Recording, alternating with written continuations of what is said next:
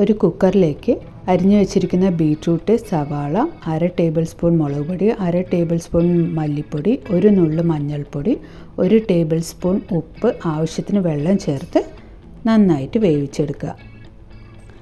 ഇനി ഒരു മിക്സി ജാറിലേക്ക് തേങ്ങ തിരുവിയതും ഇഞ്ചി, വെളുത്തുള്ളി, പച്ചമുളകും ആവശ്യത്തിന് വെള്ളവും ചേർത്ത് നന്നായിട്ട് അരച്ചെടുക്കുക.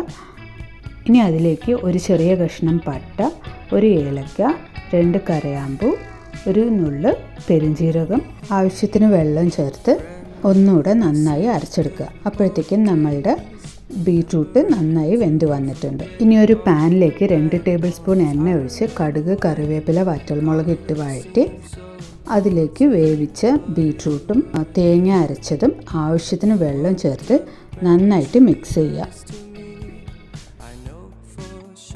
നന്നായി ബോയിലായി വരുമ്പോൾ അതിലേക്ക് മല്ലിയില അരിഞ്ഞതിട്ട് ഇളക്കിയാൽ അടിപൊളി ടേസ്റ്റാണ്.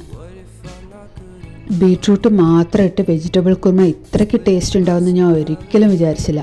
അപ്പോൾ എല്ലാവരും ട്രൈ ചെയ്ത് നോക്കണം. ഓക്കെ.